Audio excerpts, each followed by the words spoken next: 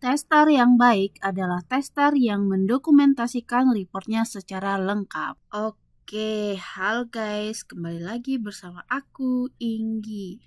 Kali ini kita akan lanjutin ya tentang hard skill atau skill-skill yang diperlukan oleh seorang quality assurance di dunia pekerjaan. Oke, di episode 3 ini kita harus tanamkan dulu mindsetnya. Kalau sebelumnya kita udah bahas soft skill, sekarang saatnya kita bahas hard skillnya. Nah, hidup itu juga butuh hard skill untuk naik level ya guys. Oke, mari kita cek and recheck. Ya, seperti yang udah aku mention sebelumnya di video yang kedua, itu seorang QA itu butuh dua skill, soft skill dan hard skill untuk menjadi superhero QA. Dan soft skill itu udah kita bahas di video sebelumnya. Kalau misalkan teman-teman belum nonton, coba cek di part 2-nya atau episode 2. Ya, itu ada komunikasi untuk melaporkan bagaimana bug itu kita report ke developer agar developer memperbaikinya. Yang kedua, manajemen untuk memprioritaskan apa fitur yang penting, urgent atau tidak urgent, atau penting tapi bisa di schedule. Nah, itu butuh skill manajemen. Teamwork itu butuh untuk solving suatu masalah ya guys. Dan problem solving, bagaimana kita mengutarakan ide ketika ada sebuah masalah. Misalkan nih, ada sebuah fitur yang user maunya Z, tapi si developer nggak bisa ngabulin Z. Apa kita ada alternatif lain untuk menjadi jalan tengah antara request klien dengan kemampuan developer? Nah, disitulah problem solving kita diuji. Adaptif ini berkaitan dengan perubahan-perubahan teknologi ya guys. Ya mungkin di tahun-tahun sebelumnya itu masih pakai Excel ataupun pakai spreadsheet. Nah, sekarang ada banyak tools kayak Cucumber untuk testing toolsnya. Dan kita dituntut untuk cepat beradaptasi dengan perubahan. Journey to learn ini kaitannya dengan adaptif. Kita sebagai QA itu harus punya motivasi yang tinggi untuk belajar, kemudian harus punya tekad untuk selalu belajar dan terus belajar. Empati ya ini berkaitan untuk manusia. Jadi kita sebagai tester itu nggak harus jago ngoding mulu gitu, tapi kita harus punya empati bagaimana user kita akan memakai produk kita gitu. Knowledge sharing ini berkaitan dengan berbagi. Jika kita punya pengetahuan baru, wawasan baru yang dapat mempercepat proses deliverable product, kita harus sharing bersama tim lainnya. Nah, oke, rangkuman soft skill udah kita review, jadi sekarang saatnya kita belajar hard skill-nya, guys. Coba deh, kalau berkaitan dengan hard skill, apa kata pertama yang terlintas di benak kamu? Satu hard skill yang prioritas dan yang paling utama yang wajib dimiliki oleh anak QA. Yap, testing. Testing itu adalah hard skill yang utama dan pertama yang harus dimiliki oleh seorang QA. Diikuti database, klien, dan SQL, itu pengetahuan untuk database. Kemudian dokumentasi pasti, karena jika tidak ada dokumentasi, kita tidak bisa mereport, guys. Nah, ini setelah dokumentasi kita perlu mereport. Kita report apa yang kita temukan agar bug atau defect itu segera diperbaiki. Kemudian test script dan test plan itu pembuatan bagaimana kita menulis skenario, bagaimana kita menulis test case, dan bagaimana cara rencana testing kita gitu. Programming language ini kalau untuk yang manual sih masih kalau misalkan belum punya skill programming language sih masih oke gitu. Tapi kalau untuk yang automation ini skill wajib. Testing environment. Nah, ini berkaitan dengan setup testing kita, misalkan di lokal, di staging ataupun di production. Software development ini bagaimana kehidupan atau cycle dari software itu sendiri. Misalkan dari yang pertama dari request, pembuatan desain, kemudian pembuatan dokumentasi, kemudian pembuatan analisis requirement-nya, terus di coding sama developer, terus kita testing, dan ternyata ada bug, balik lagi ke codingannya gitu. PM Tools ini untuk memudahkan kita dalam bekerja sama dalam tim. Karena dalam tim IT ya, biasanya software development itu ada 5.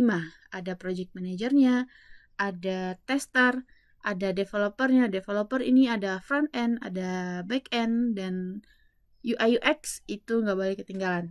Jadi kita butuh yang namanya PM Tools untuk men-track atau melihat status suatu fitur itu sekarang apakah masih di tahap awal ataupun tahap di develop sama developer ataupun masih tahap di desain sama UX atau tahap testing gitu. Nah, version control ini biasanya berlaku untuk tester yang ngetesnya tuh di environment lokal ya. Contohnya kayak ada fitur baru yang dibuat developer A, dia upload ke GitHub, terus kita pull nih dari GitHub untuk mentesting di laptop kita atau di lokal kita gitu. Tapi kalau misalkan kita ngetesnya di staging ataupun production, ya kita nggak berhubungan langsung dengan version control ini. Oke, kita bahas lebih rinci. Yang pertama, testing. Peran utama seorang QA itu udah pasti melakukan testing kan?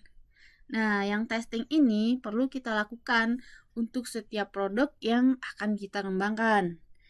Tujuan dari testing ini adalah untuk menguji apakah produk yang dibuat itu sudah sesuai sama requirement atau belum gitu. Misalkan ini di e-commerce ya, misalkan ada yang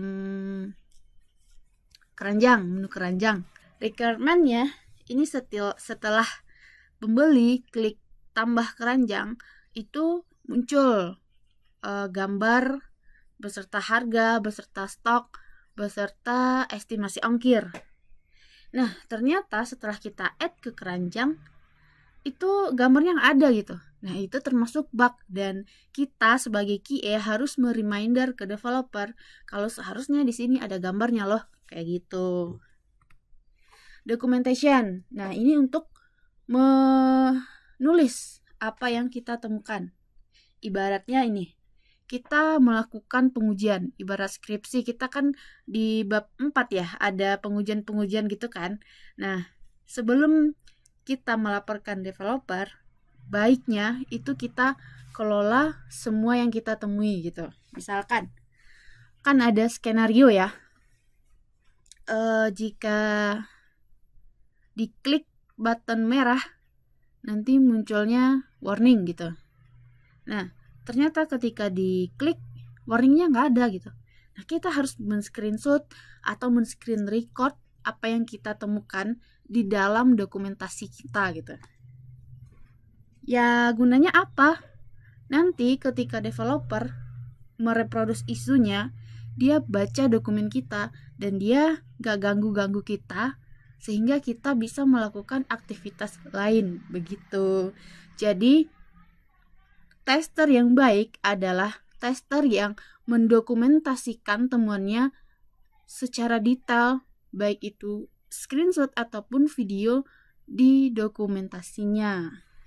Nah, oke, selanjutnya reporting ya. Ini yang penting banget. Percuma kita dokumentasiin bug selengkap-lengkapnya, percuma kita buat skenario yang bagus, tapi nggak kita report.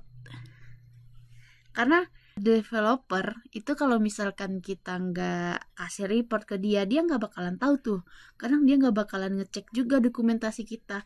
Kita harus info ke dia, report ke dia kalau di sini ada bug nih, ini harus diperbaiki. Nah, teknik untuk reportingnya itu sesuai dengan culture tim masing-masing. Pertama, ada yang memang udah terbiasa pakai Jira atau Trello misalnya. Semua komunikasi dilakukan di sana.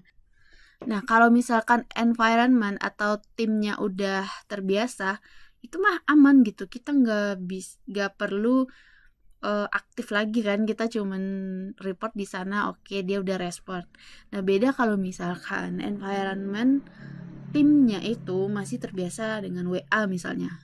Kita udah capek-capek nih tulis reportnya tulis dokumentasinya di Word, terus udah kita upload ke Trello. Nah, anggapan kita mereka akan lihat Trello ya, tapi ternyata enggak gitu.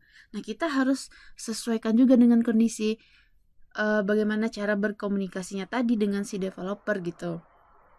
Contoh, kita udah tulis di Trello, kemudian kita infokan juga ke WA-nya, dan pastiin mereka itu ngerespon gitu ya guys. Dan juga di reporting ini penting untuk mencatat semua hal. Contoh, misalkan ada error di laptop kita, lihat nih di konsolnya ada warning atau enggak gitu. Kalau misalkan memang di konsolnya itu ada warning, nah itu juga kita report guys. Jadi jangan sampai ada miskomunikasi tentang informasi yang kita temukan. Praktis.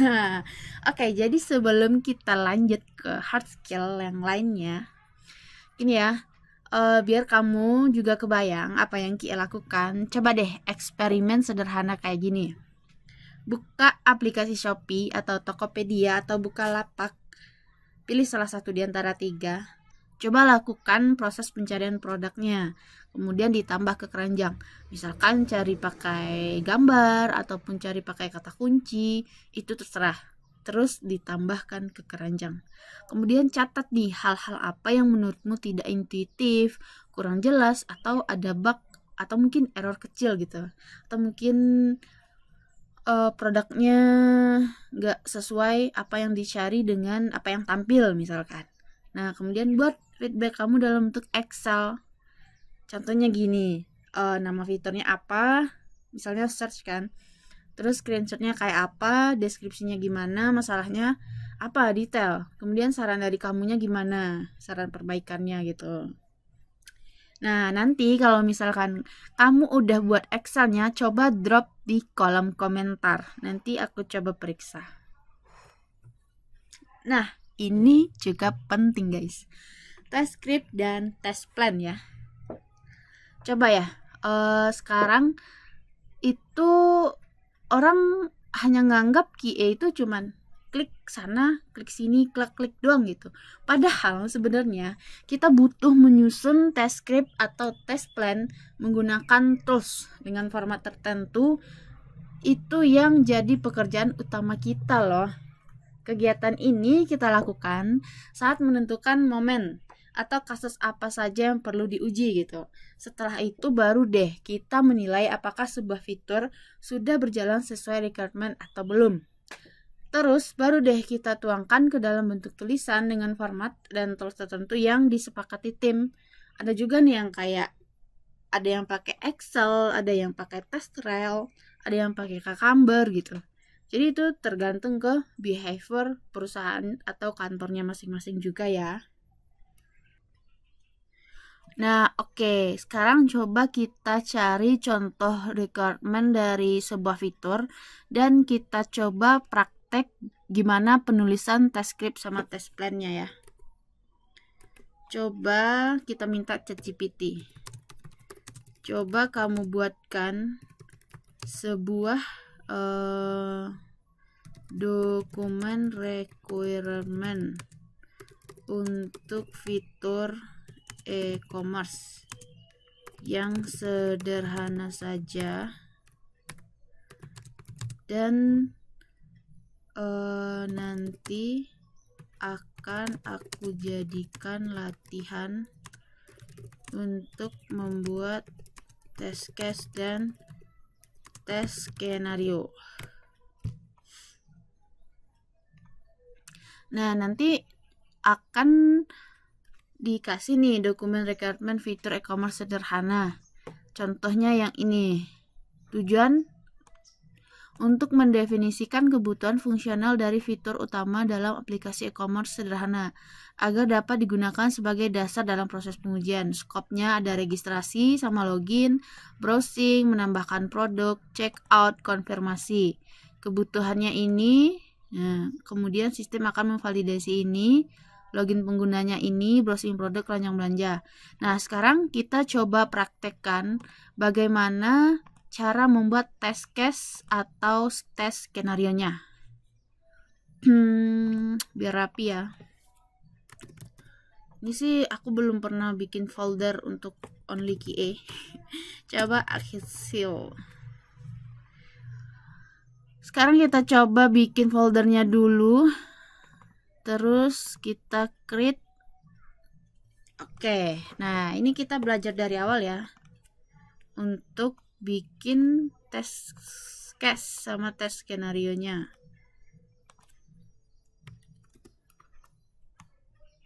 Nah, test case sama test skenario ini banyak banget jenisnya guys. Contoh sederhananya ya, ini yang aku contohin yang basic gitu. Biasanya ini ada role nih. Role user ini berguna untuk menentukan akun mana yang mau dicoba gitu. Ada role, kemudian ada fitur apa, kemudian skenario-nya apa, kemudian output yang diharapkan. Nah, ini yang paling penting. Ini yang menjadi dasar dari fitur itu berhasil atau enggak gitu. Jadi developer patokannya ke sini, tester patokannya ke sini di kolom yang ini. Sementara banyak test case di luar sana yang melupakan ini. Mereka hanya membuat role, fitur, skenario, terus nanti status, kemudian note atau keterangannya gitu. Dia hanya membuat yang kolom-kolom ini. Sementara yang output yang diharapkan ini dilupakan. Sedangkan ini adalah kolom yang paling penting gitu guys. Oke. Test case dan test skenario e-commerce sederhana. Ini misalkan template-nya guys. Template. Nah, ini atau ini ya biar lebih gampang nanti kita cari sebuah website untuk testing ya. Jadi sekarang kita coba nih dari awal dulu nih. Ruang lingkup registrasi dan login pengguna ya. Ini kopas aja gak apa-apa. Dia kan yang penting kita paham. Kalau misalkan kita kopas, kita nggak paham itu yang berbahaya guys. Kalau misalkan kopas untuk memudahkan pekerjaan, ya apa salahnya kan? Nah ini sengaja nih aku kasih jarak gitu. Karena nanti kita bakalan bikin banyak test case. Nanti kan kalau misalkan kurang tinggal ditambah. Kalau misalkan berlebih tinggal dihapus. Oke. Nah, misalkan role-nya ini dari sisi pembeli ya, pembeli. Registrasi dan login pengguna. Skenario-nya ini user klik halaman www bla bla bla bla gitu. Nah, kemudian user klik tombol daftar. Kemudian user isi semua form dan user berhasil mendaftar. Nah, ini contoh skenarionya sederhana untuk registrasi ya. Nah, skenario ini ada juga macamnya guys. Ada yang coba tambah kolom jenis skenario. Nah, nanti kita akan bahas detail ya. Sekarang baru permulaan gitu. Jenis skenario. Ini ada yang positif, ada yang negatif guys. Insert ini ya, drop down. tipenya ada yang positif, ada yang negatif. Nah, bedanya apa? Positif itu happy flow. Kita cuman membuat step yang lurus-lurus aja gitu, yang nggak membelok. Kalau yang negatif itu skenario yang unpredictable. Jadi seharusnya A, user kliknya B. Itu yang negatif gitu. Nah, di status nanti kita juga insert ini ya. Kita juga insert apa namanya, drop down. Ini ada statusnya sukses, kemudian fail. Kasih warna merah aja guys, biar nanti kalau misalkan ada yang fail itu gampang kelihatan gitu. Oke, kita rapikan dulu tabelnya. Soalnya kalau belum rapi tuh kayak gimana ya, agak kurang sedap gitu mandangnya. Biasanya sih aku pakai fontnya ini ya, bisa di search ya, Nunito. Ini aku suka banget font ini guys. Gak tau kenapa. Jadi kita rapikan. Oke. Kita lanjut lagi bikin test case dan test skenario nya ya. Jenis skenario ini positif, output yang diharapkan. Coba nih baca requirement di sini. Nama lengkap, email, sandi pengguna. Nah, ini dia isi ini. Nama lengkap, alamat email, kata sandi. Kemudian output yang diharapkan, user berhasil mendaftar dan redirect ke halaman dashboard misalnya. Status, nah ini nanti nih kita kan hanya nulis test case dan skenario ya. Oke, berarti kita sampai sini dulu nih, sampai output yang diharapkan. Sekarang requirement-nya itu registrasi ya. Nah, registrasi ini contoh yang positif, contoh yang negatifnya gimana gitu. Ini masih registrasi, skenarionya sama, coba kita paste, kemudian user klik tombol daftar, kemudian user isi, kemudian user tidak mengisi form alamat email misalnya. Alamat email, tidak mengisi alamat email, dan user berhasil mendaftar. Nah, ini di sini alamat email kan wajib ya. Ini kita belok nih. Seharusnya ini kan tipe negatif nih. Seharusnya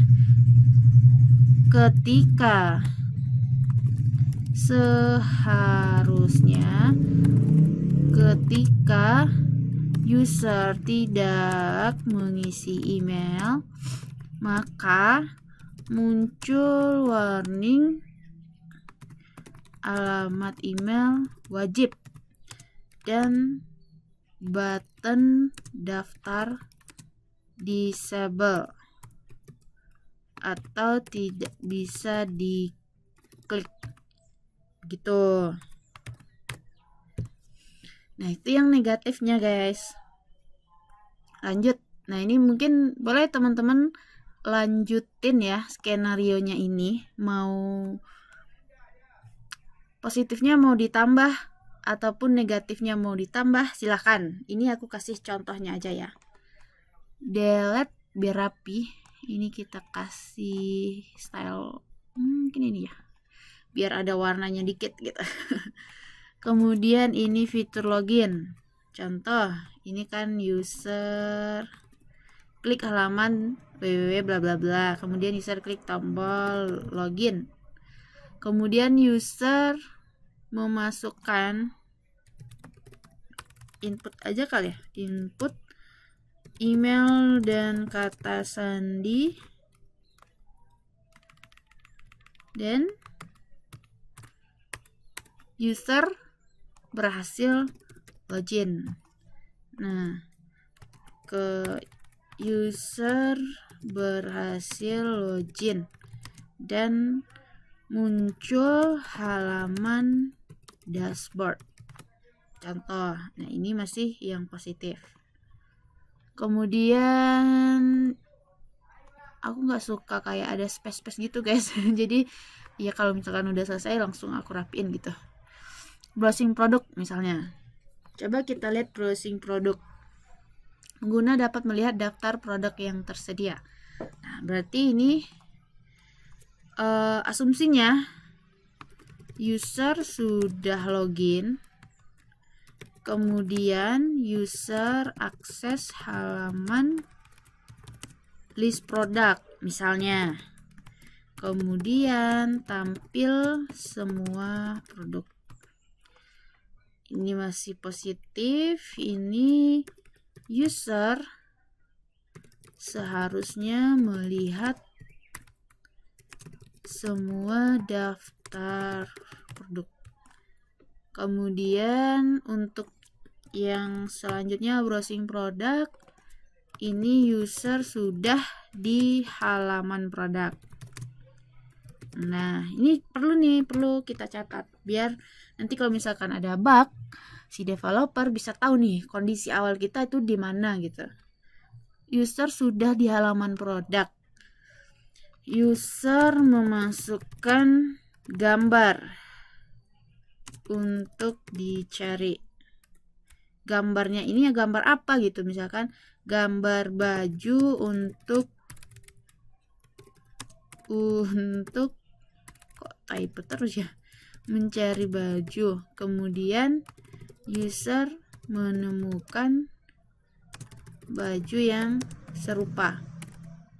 Nah, di sini di searching ini banyak banget skenario yang bakalan negatif. Nah, ini berarti kan user seharusnya mendapatkan list baju sesuai yang ada di gambar. Nah, oke guys. Nah, sekarang kita coba buat yang negatifnya. Misalkan ini user masih cari dengan gambar ya, tapi dia bikin file PDF. User masukkan file PDF gambar baju. Jadi tadi kan dia masukkan berupa gambar tuh, image, PNG atau JPEG. Sekarang masukkan berupa file PDF gitu. Sementara yang di-allow kan cuman gambar. Nah, kita mau lihat nih si sistem masih dukung atau enggak gitu. Contohnya user masukkan file PDF gambar baju untuk mencari baju. User seharusnya kan menerima peringatan warning ya.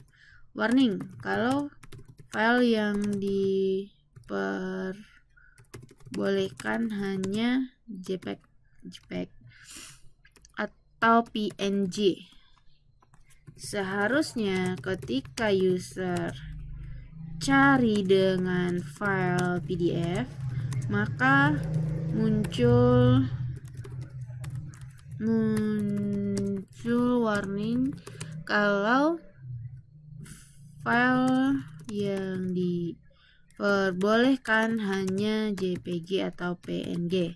Nah, ada banyak nih, bisa lagi size yang tidak sesuai aturan itu, atau yang lain. Mungkin teman-teman lebih kreatif daripada aku nih.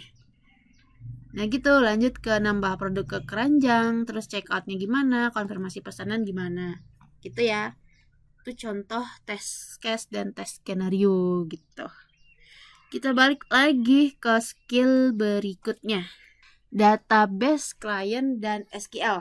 Nah, ini berguna ketika mau mencek sebuah fitur dengan database yang besar gitu. Programming language dan framework sih ini untuk yang automation ya. Kalau untuk yang manual belum menguasai ini, atau untuk yang pemula itu nggak apa-apa. Ya paling di tahun kedua atau di tahun ketiga kamu jadi QA, kamu harus belajar programming language untuk naik level di karir QA. Version control seperti yang aku bilang, itu QA itu wajib menguasai version control ketika dia testing environment-nya itu di lokal. Kalau misalkan udah di staging atau di web yang langsung bisa kamu akses pakai HP, itu kalau nggak tahu version control sih gak apa-apa ya. Maksudnya kalau nggak tahu kayak GitHub dan yang lain gitu. Tapi yang penting kamu tahu aplikasi kamu itu versi berapa. Terus kamu catat versi aplikasi kamu dari awal sampai sekarang gitu. Kalau project management tools, nah ini untuk yang kerjasama bersama tim gitu. Misalkan ada tugas dan target yang beragam, itu kan penting kalau kita harus familiar dengan project management tools. Biasanya sih yang dipakai di perusahaan-perusahaan itu ada Jira ya. Jira, ada Trello, ada ClickUp, ada Slack, ada GitLab, terus yang sejenisnya gitu. Kemudian testing environments. Ini ya, kalau dalam software development itu ada beberapa environment yang beragam. Ada yang dia di lokal langsung ke production, itu biasanya kalau startup masih tahap awal itu dari lokal langsung ke production. Tapi biasanya ada tiga environment untuk testing. Pertama di lokal, kemudian di staging, kemudian di production. Dan ini juga penting, software development atau testing life cycles. Seorang QA itu wajib banget paham tahapan atau siklus testing dalam software development. SDLC ini ada beberapa framework, salah satunya itu Agile atau Scrum. Ngomongin Agile ya, Agile Scrum ini mengutamakan feedback dan ada daily meet-nya gitu. Kalau dalam software life cycle yang agile, itu dia bagaimana suatu fitur dirilis secepatnya dan sampai ke user secepatnya, kemudian mendapatkan feedback secepatnya gitu. Jadi yang diutamakan bukan lagi soal apakah sesuai requirement atau tidak, tapi apakah software ini sesuai dengan user dan apakah user punya feedback atau tidak gitu. Dan untuk detailnya sih akan aku bahas di topik-topik yang selanjutnya ya. Ini akan ada sesi khusus untuk membahas SDLC guys. Tapi secara ringkasnya SDLC itu ada pertama tahap requirement analysis, itu mengumpulkan semua request, mengumpulkan semua istilahnya desain-desain yang akan diimplementasikan gitu. Nah, yang kedua itu tahap desain oleh UI UX. Terus nanti akan ada tahap develop di lokal sama developer. Kemudian kita testing, dan kalau misalkan testingnya udah oke, naik ke production. Kalau misalkan ada bug, balik lagi nih ke developernya untuk memperbaiki. Kemudian nanti setelah diperbaiki, kita testing lagi. Kemudian kalau udah oke, baru naik. Gitu cycle-nya ya guys. Oke, dari pembelajaran yang sudah kita lalui nih, coba kamu simpulkan. QA itu sebenarnya apa sih dan kenapa perannya itu dibutuhkan banget dalam pengembangan aplikasi? Atau mungkin kamu punya insight lain nih terkait QA. Coba kamu tulis di kolom komentar ya. Dan see you di episode 4. Thank you.